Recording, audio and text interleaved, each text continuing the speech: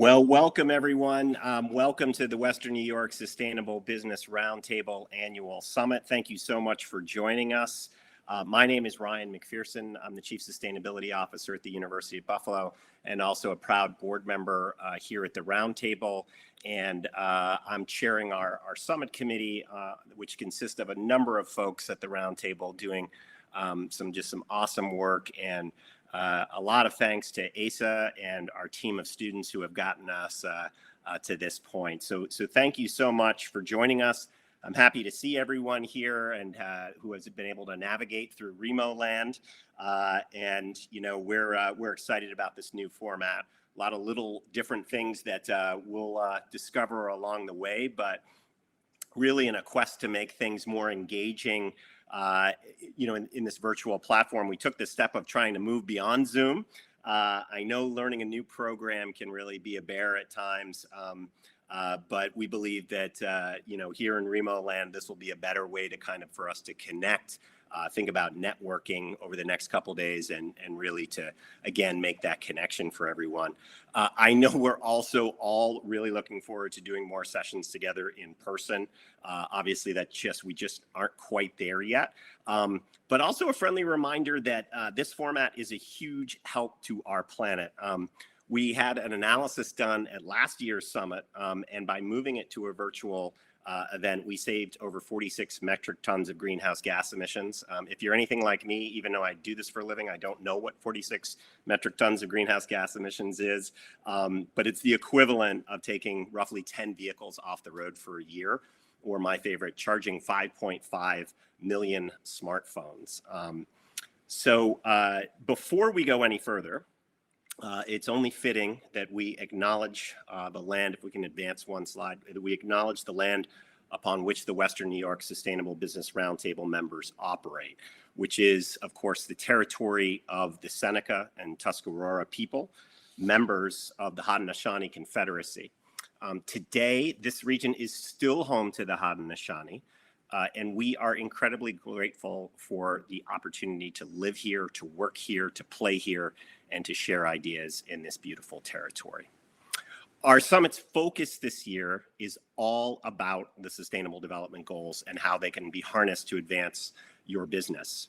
We're going to start things out with a conversation with Dr. Aniket Shah of Jefferies, who has a fantastic perspective around the SDGs and just how they have the potential to really align business and sustainability in a way that really, I guess, creates the future that we're all looking for.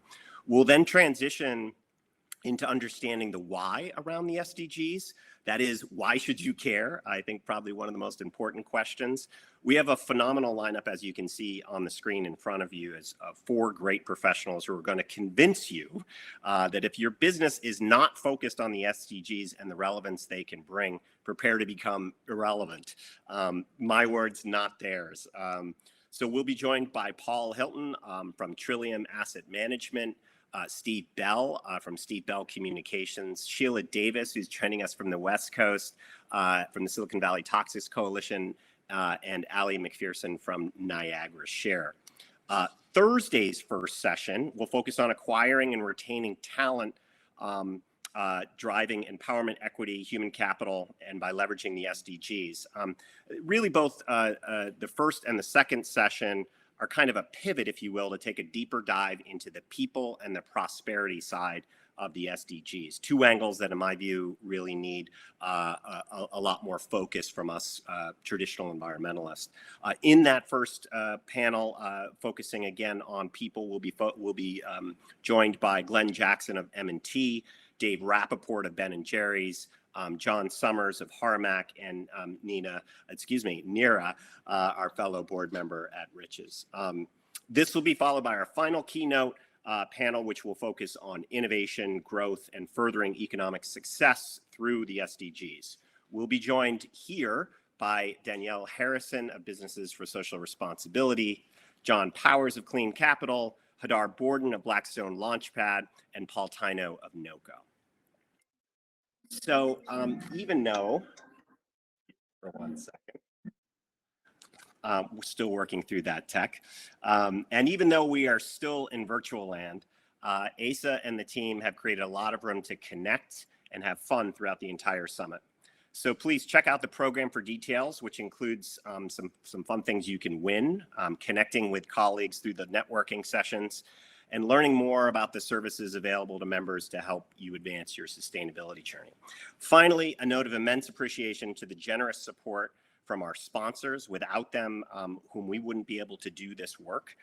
Thank you all for making it possible, to our visionary leaders at Riches, Energy Mark, and M&T Bank, our scholarship sponsor, National Grid, our change agent sponsor, Montante Solar and Kerbel, and our sustainable stewards, that's KeyBank, EDF Renewables, CJ Brown Energy, Modern, NOCO, Industrial Support Inc., Goldfarb, Tapecon, and Harmac.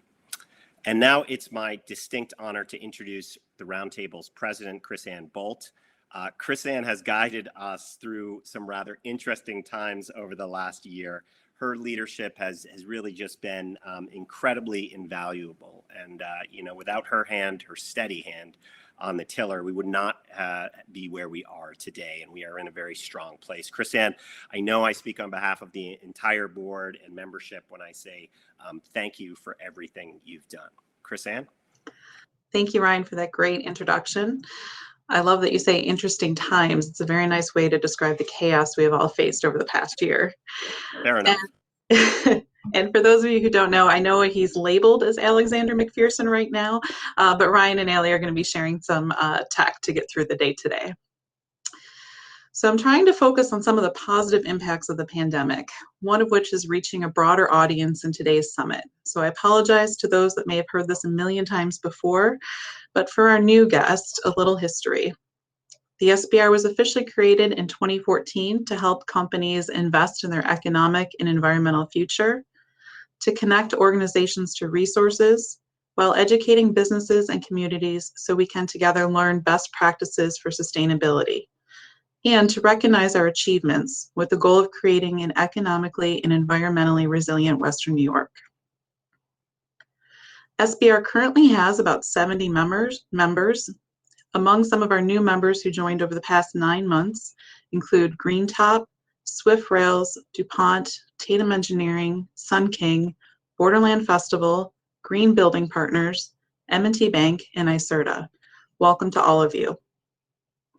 Please consider joining the SBR if your organization has a presence in Western New York. Asa will be putting more information in the chat on how to join. SBR members have an annual requirement to submit metrics. Organizations recognized at the summit today embody SBR's principles, with the members committing to become thriving and resilient businesses as they reduce material waste, protect our waterways, optimize use of energy, and invest in our communities, with an overall goal to reduce their footprint and become role models in the business community. Next slide. Today, we'd like to recognize the following organizations for their achievements. We've had 3 members reach platinum level, 9 gold, 15 at silver level, and 6 members at the bronze level. Congratulations to all of your hard work. A certificate showcasing your achievements should have arrived in the mail earlier this week. SBR also has 3 project awards and 1 individual award. For the 2021 winners, drum roll please.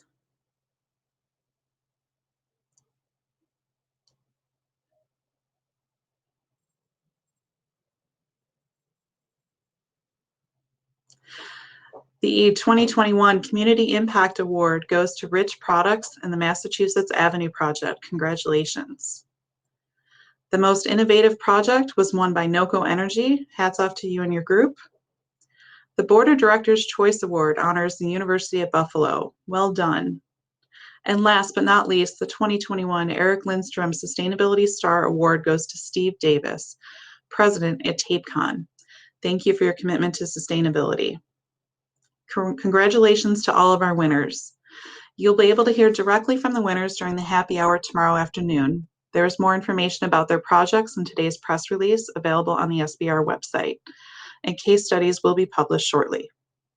Remember to submit your metrics and projects by early spring of next year so that your company can be a contender for the 2022 awards. Before we begin our program, I wanted to provide some quick tips for navigating REMO. Remo has two modes. We're currently in presentation mode, and we started in networking mode, and we will go back to that later today. When you enter the summit, you're placed at a random table. You can move to another table as long as it's not full by double-clicking on it. When someone enters your table, you'll hear a knocking sound. At the table, you can talk, chat, and share links and videos with each other using the table chat function. If you'd like to find another summit attendee, look for their name in the chat and send them a private message asking where they're located in the platform. You can also set up your virtual business card by editing your profile and your name, title, your photo, and your LinkedIn information. You can take the elevator, which is on the bar on the left, to the second floor. Parking spots are also available to the right if you need to step away from your computer.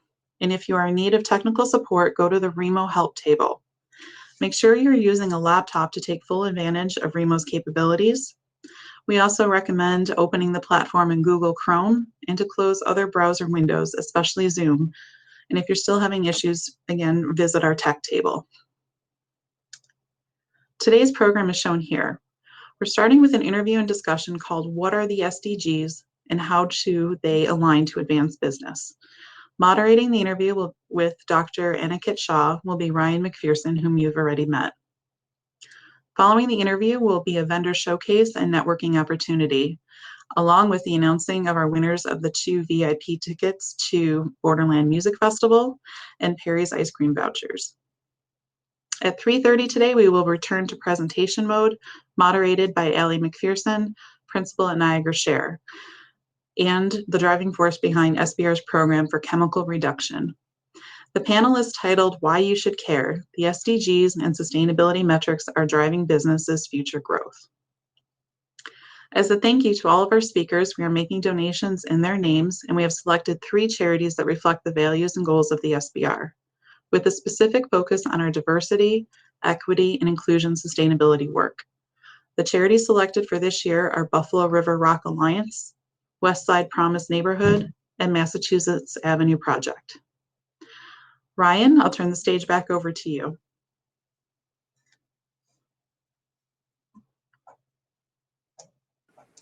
Thanks so much, Chris Ann, and a huge, again, those Remo challenges that we were talking about earlier. I just had one, so I switched over to Allie's computer here. So bear with me. I'm not Mac literate, but we'll get through this. As many of you no doubt know, the Sustainable Development Goals were launched in 2016 on the heels of the Millennial Goals, and nearly 200 countries from around the world adopted them as part of their new the new sustainable development model. These goals, in essence, help the world define and understand really just what sustainability is. And as you will hear from all of our speakers, they touch on gender equality, climate, poverty, health, wellness, inclusiveness, the environment, and more. And closer to home here at the roundtable, we've really been looking at the SDGs as a way to help us define what sustainability is with our membership. As former UN Secretary General Ban Ki-moon reminds us, the SDGs are really our shared vision of humanity, if you will, a social contract between the world's leaders and the people. They are a to-do list for people and planet and a blueprint for success. They also provide kind of an unprecedented opportunity, I think, for business to align their work in as strategic a way as possible, and can really enhance the way we treat one another, how we infuse sustainability into our stewardship of natural resources, and how we create opportunity for prosperity by advancing solutions to these goals. We thought it would be helpful to start things off with a big picture overview of what the SDGs are and how they can enhance your business case and advance buy-in internally. To help us with this, we are incredibly grateful to have Aniket Shah, who is the Managing Director and Global Head of ESG Research at Jefferies Group. In this role, Aniket leads the integration of ESGs and sustainability analysis within the Global Investment Research Department and engages with clients on really this dynamic area of corporate and financial services. Prior to joining Jefferies, Aniket held senior roles in emerging markets, investing and financing sustainable development in both the public and the private sectors, including the UN Sustainable Development Solutions Network, Oppenheimer Funds, UBS Group, and AG. Aniket serves on the board of directors of a number of different organizations, including Amnesty International. He is a professor at Columbia's University School of International and Public Affairs and a member of the Economic Club of New York and the Bretton Woods Committee. He's also a graduate, Aniket, we all make mistakes, of Yale and the University of Oxford. We'll get you at the University of Buffalo in your next life. So please, two fun facts before we start. Aniket has moved 16 times in a 33-year period, and he met his fiance at summer camp when they were both 16. Very, very cool. I want to hear more about that later. Aniket, thanks so much for joining us and taking busy time out of your schedule. Thank you so much. It's really a pleasure to be here, and thank you so much for all of your leadership and the leadership of this organization on business and sustainability. It's really important. That's great. Thanks, Aniket. And to our members and the audience, we'd love to work your questions in. So if you have them, throw them down in the chat, and I'll do my best to kind of work them into our conversation here with Aniket. So maybe to kick things off, Aniket, tell me a little bit more, about your journey and how you got here. It seems like you're kind of coming at this from, the finance, the intersection, if you will, of international finance and sustainable development. Am I right in kind of that ballpark there? Yeah, look, I've always been interested in understanding the intersection of finance and sustainable development, mostly because each side of that equation didn't understand much about the other side. So I started my career in 2009. And at that point, of course, the world was going through a financial crisis, and the climate negotiations and discussions in the official UN processes had become stuck. And you'll remember, of course, the Copenhagen summit in the COP16, I believe, 15 or 16, that blew up. And really, there was that sort of dramatic moment when President Obama was trying to get leaders to come together and sign something, all at the same time that the financial community had suffered from a major crisis, much of which they contributed to. And so when I started my career 10 or 12 years ago, I said, okay, the financial world needs to understand sustainability because, frankly, finance needs a purpose. And the sustainability world needs to understand finance because, frankly, this needs a lot of money.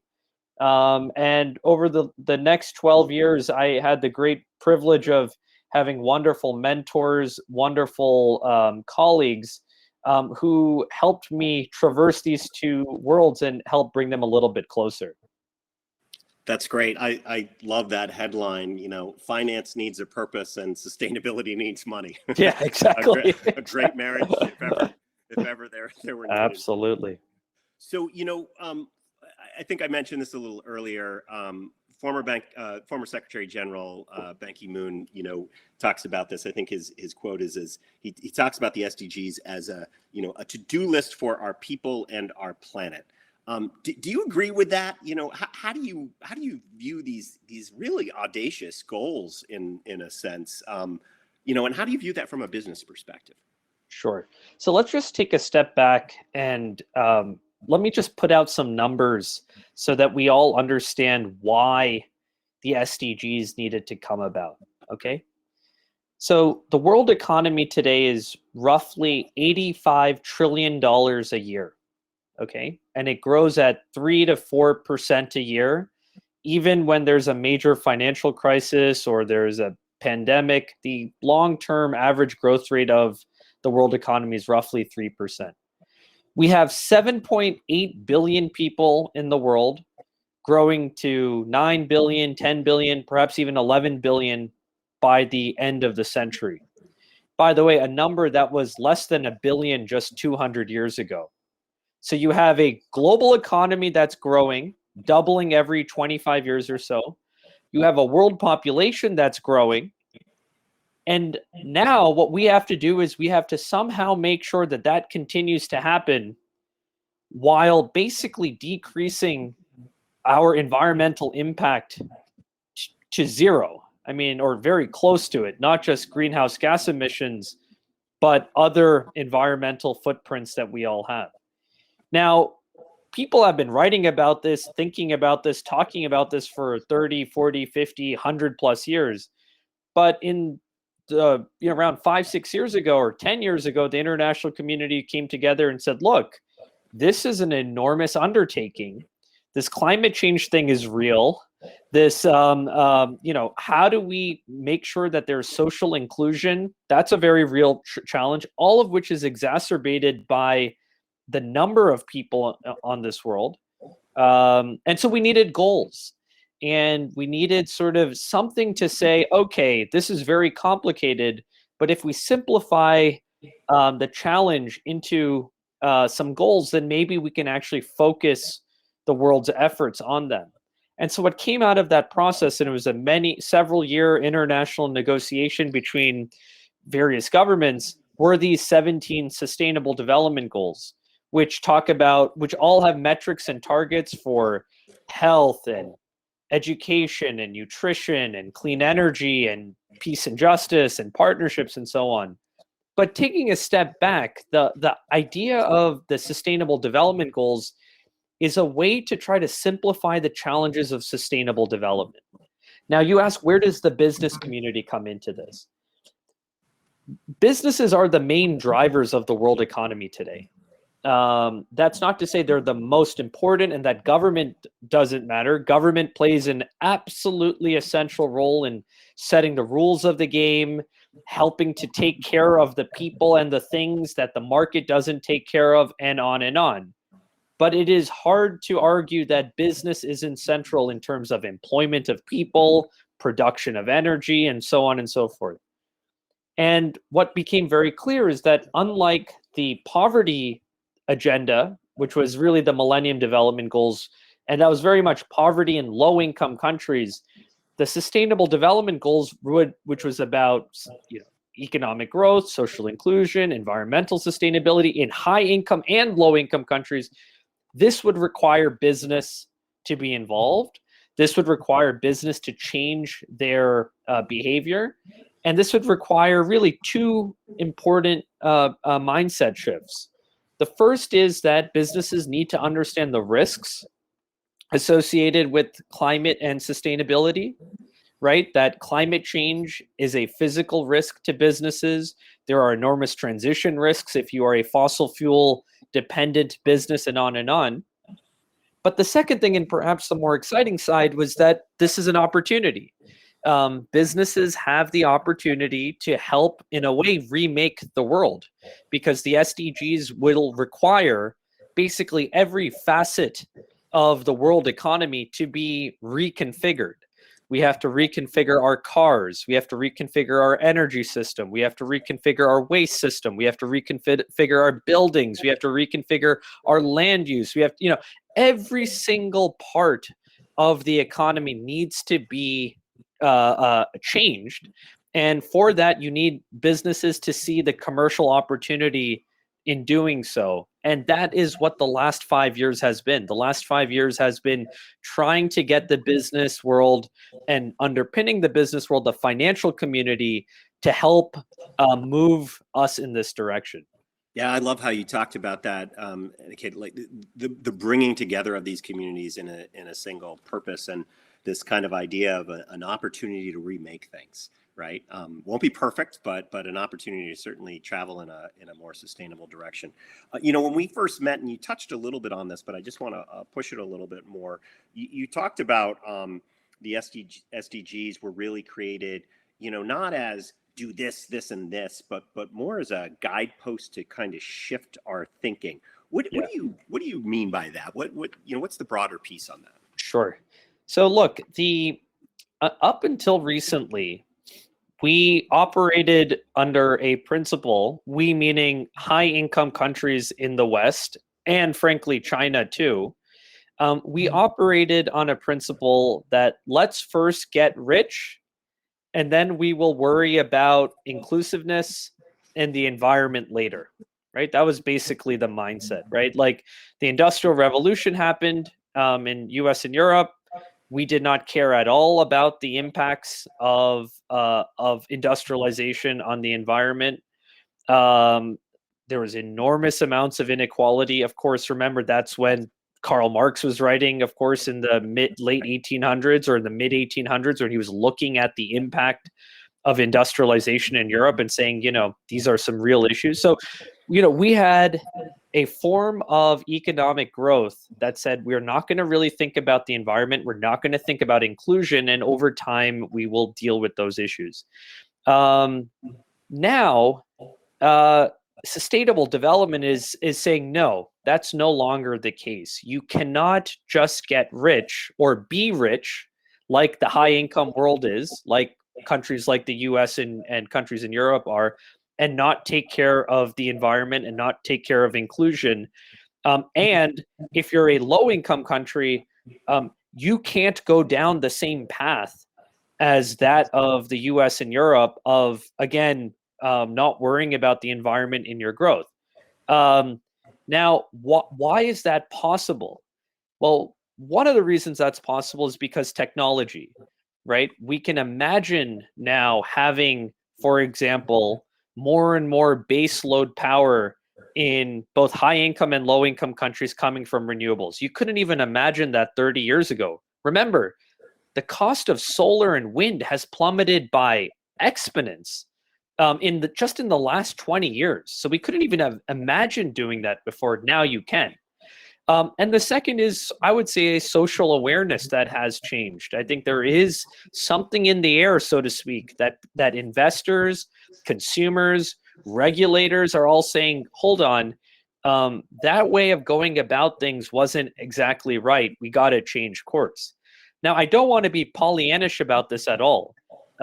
This is hard, because for all the businesses that are here and all the representatives from the corporate world, you all have investors, you all have you have investors you need to give returns to, customers who want to keep costs down, regulators who are bothering you on one piece of this or another. So this is not easy.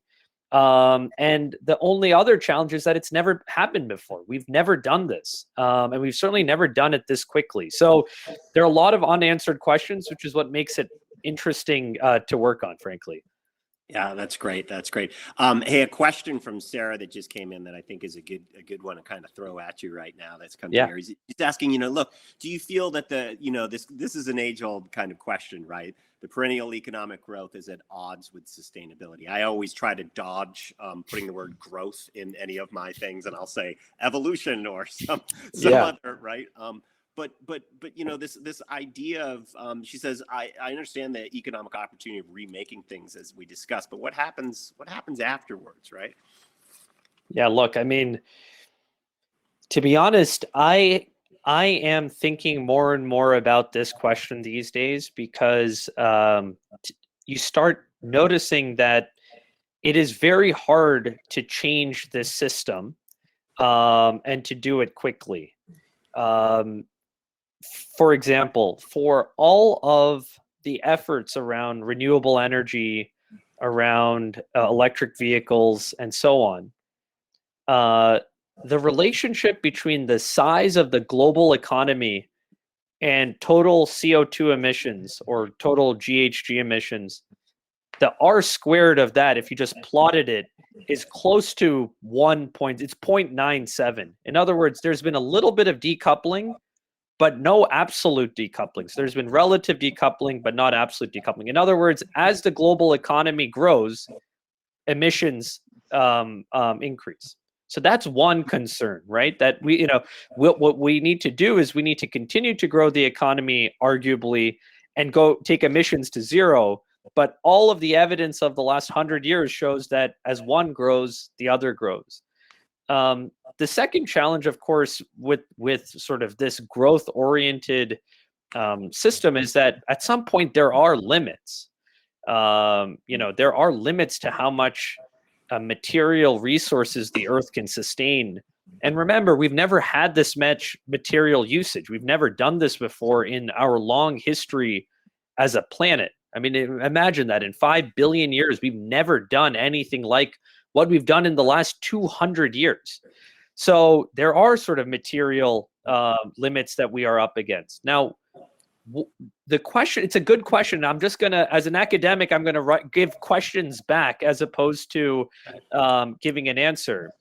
I think the main question you have to ask yourself is a practical one, which is to say, what do you think is easier to do? Use modern technologies to try to significantly decrease the material consumption of our economy while continuing to grow it, or change the mindset of several billions of people and say, you know what, like if you're my cousins in India and who, you know, now have the opportunity to fly around the world the way I did my whole life, to say to them, you know what, hold back, and us in the high income world, we have to significantly decrease our living standards. One has to actually ask practically which one is harder to do. And I think the latter is harder and is actually less imaginable, frankly. Go ahead. We were just having this conversation this morning, actually, at the office in terms of with the food systems, right? And do we try to get people to move towards vegan, like, you know, something is like really right in front of you all the time? Yep. Or do you make meat that tastes like meat, but that doesn't have all that, right? And this is, do you tech your way out, or do you try to get complete behavior change that goes maybe against human nature, right? Exactly. Rather challenging. So yeah. I appreciate that. I know that's a hard question, and I appreciate the question back to the question. All to think. Aniket, let me tack a little bit here and ask you one that I know. So I know tons of our members, right? They know all the challenges that we face. They get it. They get these bigger issues, and they're looking at the SDGs, and I know they embrace them too. Like, yes, of course, no brainer. But somewhere between getting them and then practice, right, of actually like operating in, like you just said, in the world in which we are in. Yeah.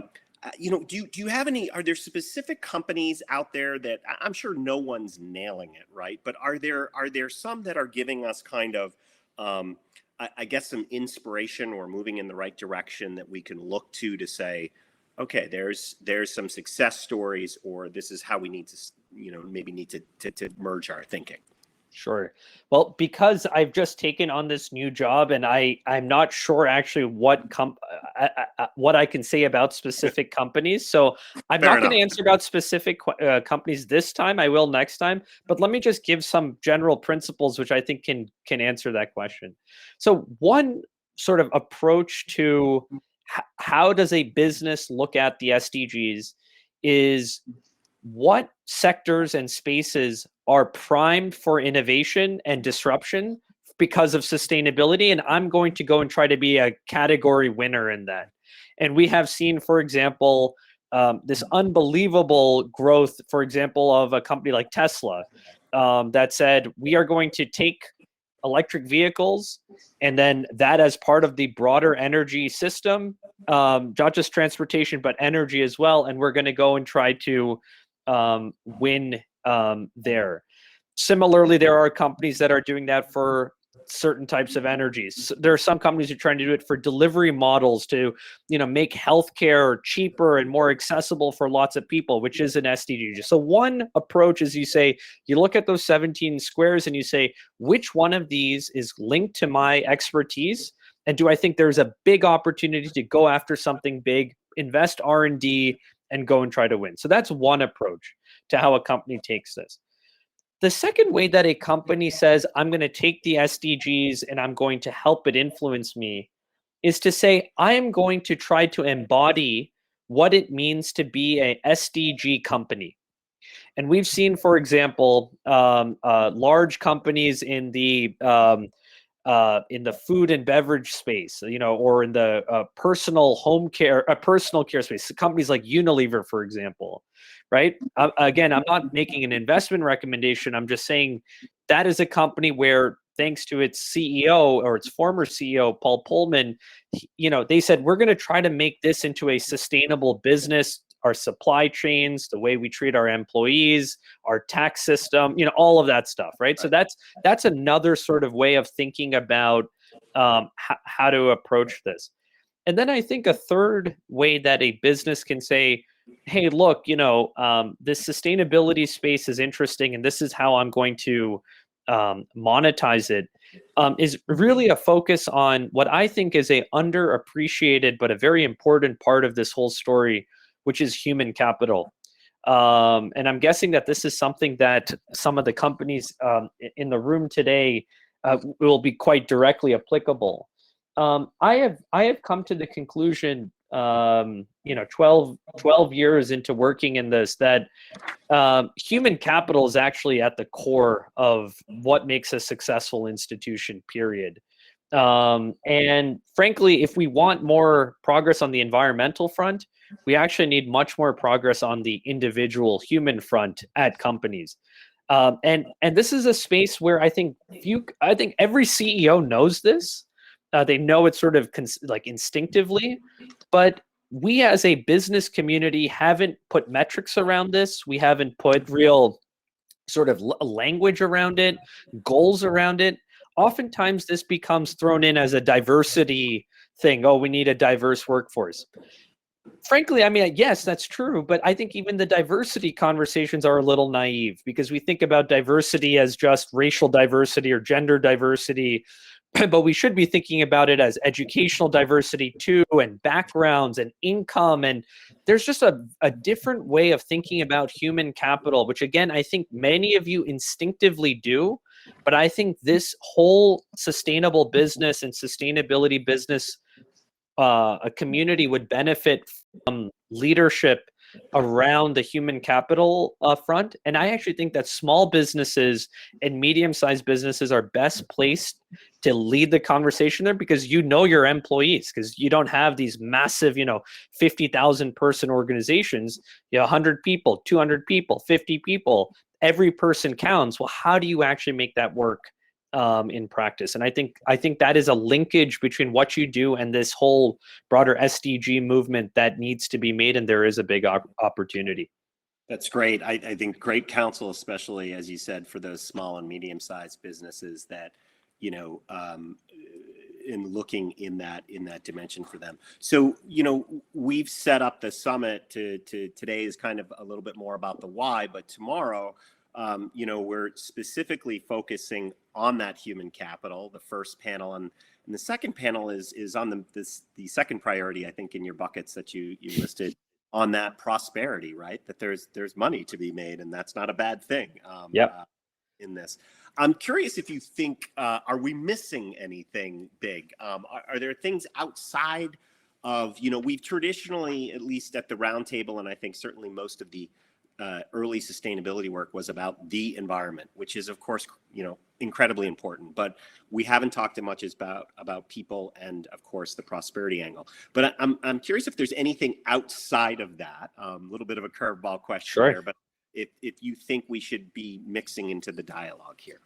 Yeah, let me add a couple of important agenda items from my side. So one is that we absolutely need to redefine the contract between business and government. Okay, this relationship between business and government, I think, is not very it's not in a state right now that is conducive for sustainable development to be achieved. And it's funny, I have sort of a contrarian take on this.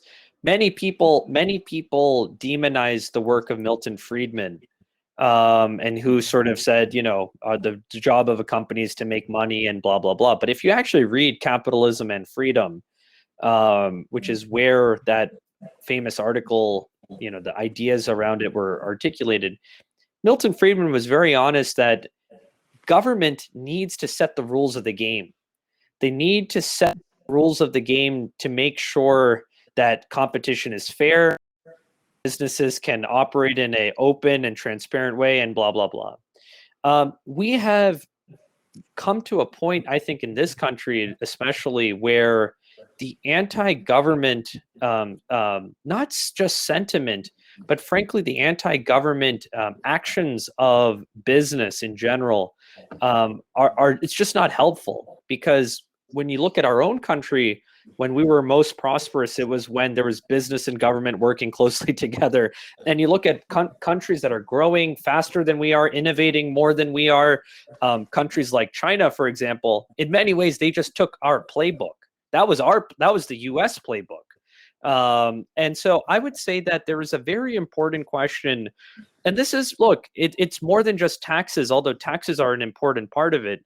It's how do we want business and government to work together? Government needs businesses to counsel them, to give them input on stuff. So I'm not totally opposed to lobbying in all of its forms, but we need to make sure that government does its job and business does its job. So that's one area that I think we should think about at different spatial scales: local business, medium-sized businesses, and of course the large publicly listed companies.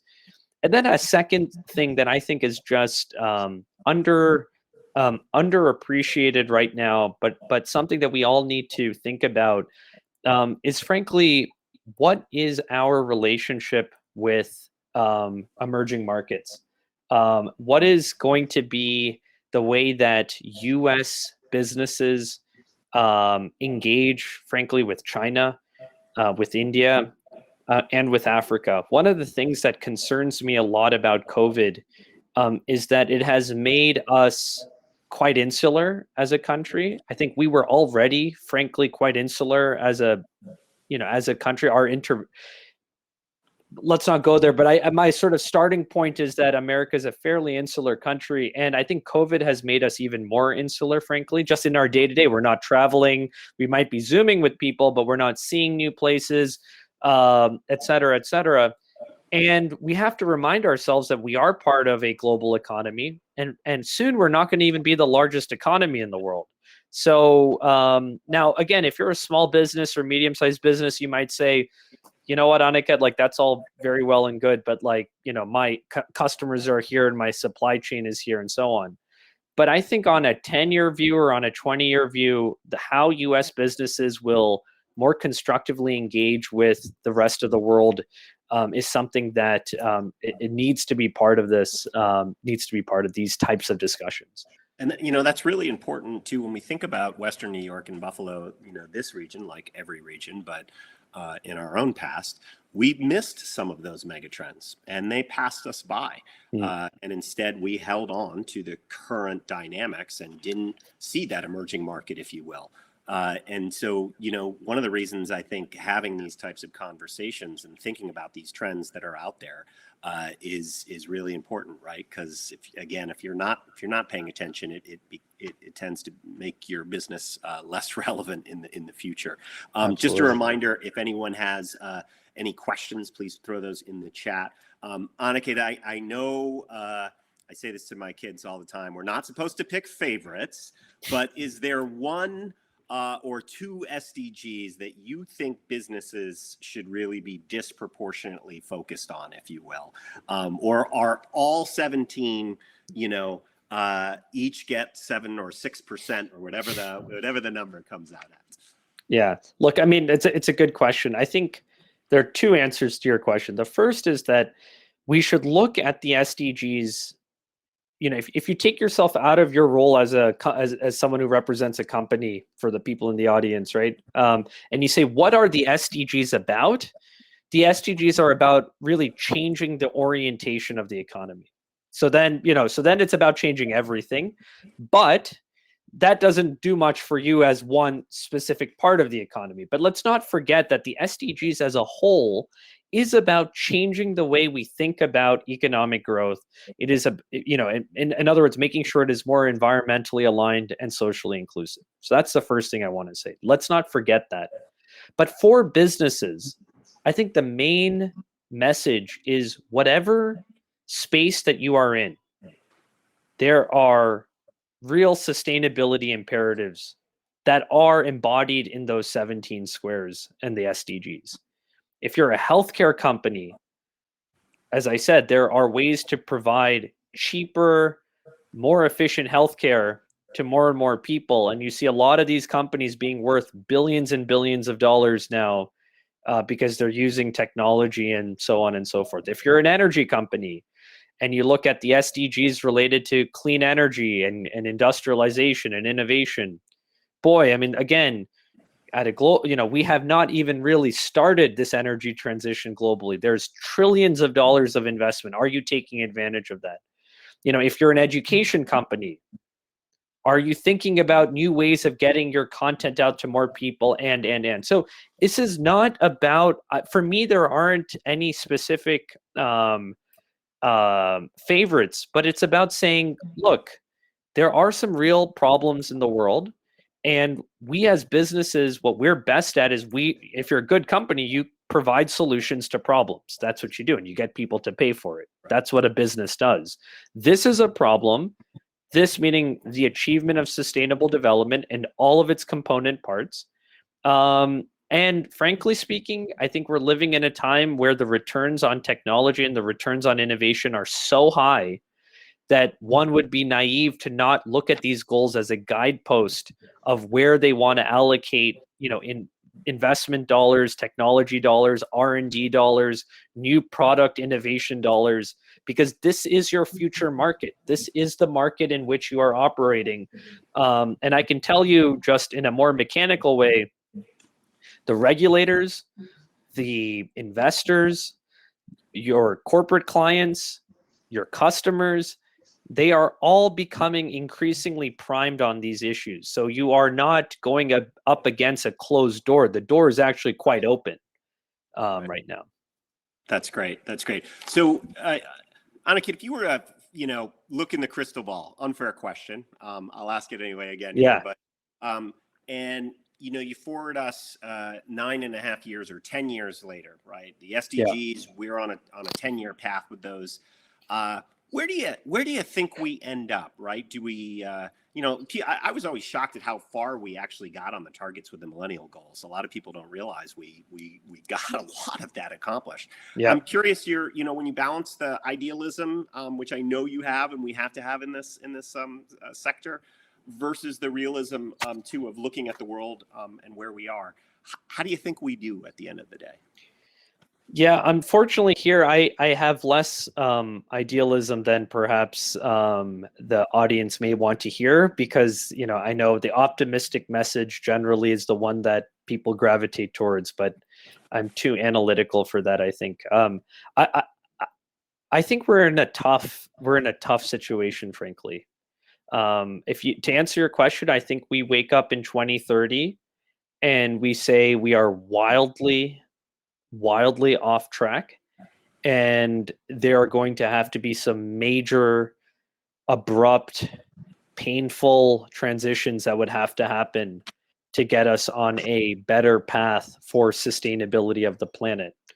To respond to your point, it is true that the Millennium Development Goals had significant progress. But remember, a lot of that was because of one country, which was China. China's reduction in poverty and improvements in health and education and so on was enormous. India's was okay, was good. Africa as an entire region wasn't at all. There was very little progress on key indicators there for the continent as a whole. And remember, even though we here in the US are coming out of, it seems like we're coming out of COVID, certainly in the next few months after a tragic year and many people died and so on, the rest of the world is still suffering enormously from this. And we're seeing poverty rates, hunger rates all increase. So I think I think we wake up in 2030 and I think, number one, at best, we have flatlined emissions, meaning the economy is still growing, but we're doing it at a flatlining of emissions, which will require that even in and of itself would be heroic. Right. But remember, to be on a net zero path, we have to have halved our emissions in 9 years. So I think on the climate side, at best, we have done this relative decoupling At worst, we are continuing to go into carbon, which is my big fear at a global scale. Yeah. And I think the second thing I would say is that, the optimistic message though, and I think the thing that will drive the world crazy is that we will have at that time so many of the innovations that are needed Right. to solve this problem. I don't know about you, but like for me, it's almost infuriating now. It's like, wait, hold on. We have better options, but we're not able to implement it fast enough because there's inertia in the system, because of vested interests and so on.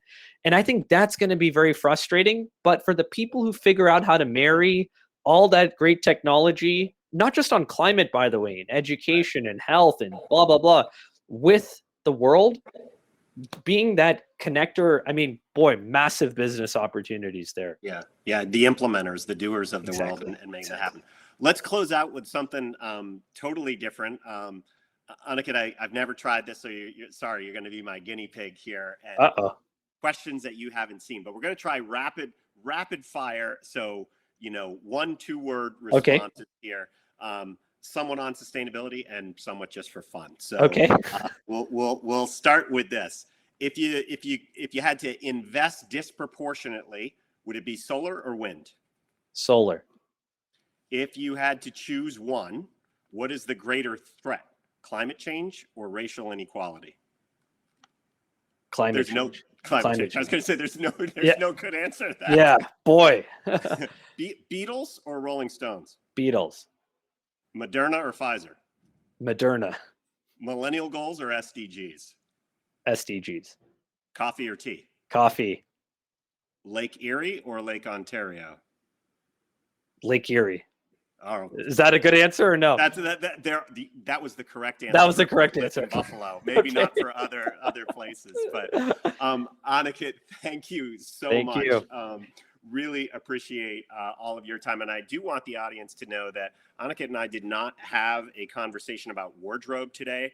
We both just chose to dress the same. I was gonna wear a tie, and I was telling Chris-Anne earlier that I had forgotten actually how to tie a tie over the past year here, so I need to go back to the drawing board. Ryan, just one thing. Let me just say that if any of you want to be in touch, I'm on LinkedIn. Or you can send me an email, ashah14@jefferies.com. But I look forward to being in touch with all of you, and a huge congratulations to you, Ryan, to Asa, and to the whole team for putting this together.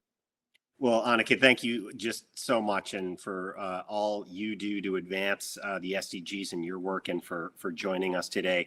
The roundtable will be making a contribution in your name to one of the 4 NGOs that that Asa had initiated. Chris-Anne did. And as discussed earlier, when you and I were talking, we hope to get you up here to Buffalo, and we're free to move about the cabin a little bit more.